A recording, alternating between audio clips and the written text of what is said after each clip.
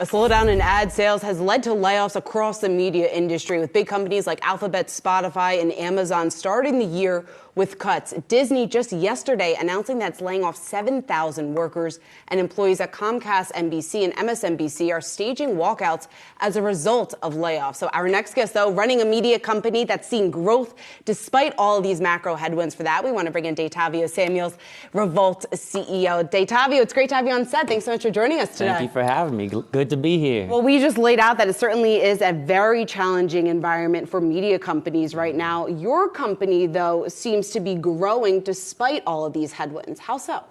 Yeah, I think you have a couple of things. One, you have the unfortunate murder of George Floyd.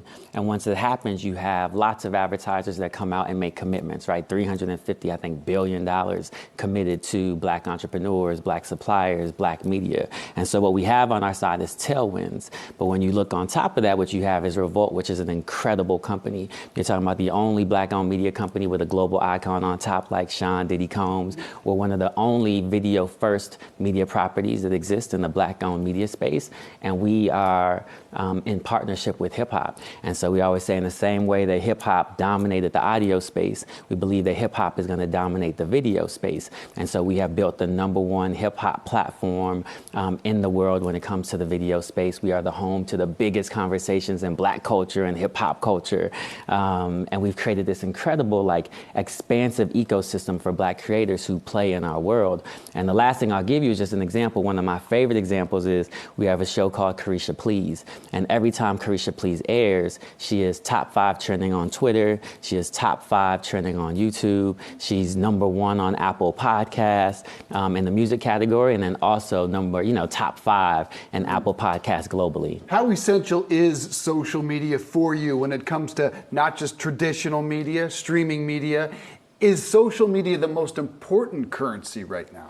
Well, social media is super important in a couple of ways. One, we know that Black folks over-index in their use of social media. So if you're going to create a Black-owned media company and you want to reach that audience, you got to be deep in there. So we're deep in everything from IG to Facebook to TikTok. But the other thing is that we know that it is an incredible way to not just promote your work, but to drive people to see the longer form content that you're creating. So social is an incredibly important piece of the pie for us. When you talk about growth of REVOLT, growth of your network, and one thing that you're doing, you're investing in your news division. You have plans to grow that. Where do you see the opportunity there at a time when so many peers out there, so many of the larger networks are actually scaling back some of that division? Yeah, look, first we brought in an award-winning team to come do that. Monique Chenault, who's the head of REVOLT Black News, is doing an incredible job. We just brought on a new journalist, our new anchor, global news anchor, Mara Campo, 4-time Emmy-winning news journalist. And where we see the opportunity is so much of the news was split into red and blue, and nobody was focused on Black. And so what are the issues that are important to Black people? As an example, in December, we just did an investigative journalism documentary on what we call the real thirst trap. And so we go into places, Mississippi, Compton, New Orleans, looking at air pollution, water pollution in these communities and the effect of Black and brown people. Those are stories that nobody is telling, and that's where we see the opportunity in the white space. We started this discussion with you mentioning George Floyd.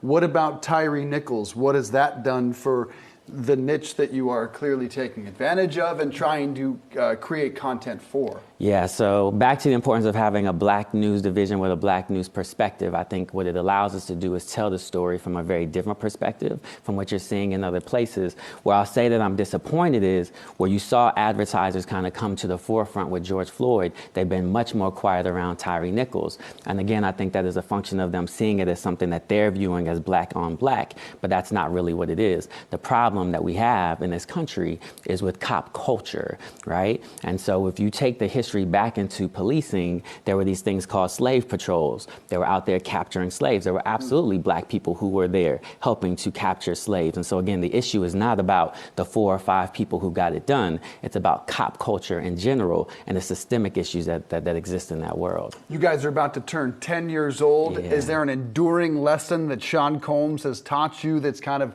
how you've weathered, how you've survived, how you've grinded through this environment that Shauna mentioned on the introduction. Yeah, Sean Combs is just, look, that man is all about just being as disruptive as possible. And so that's the lesson. Never rest on your laurels. We have a show and we have a saying, no sleeping in the trophy room. So yes, we're up, 2 years. We've been killing it and crushing it, but we don't get to sleep in the trophy room. We got to keep going and going and going. I like that. Bill Belichick, as soon as he wins the Super Bowl, he's on the plane thinking about the next one. Exactly. Exactly. Good to see you, man. Datavio Samuels, Revolt CEO. Great to have you here in studio. Thank you for having me. Take care.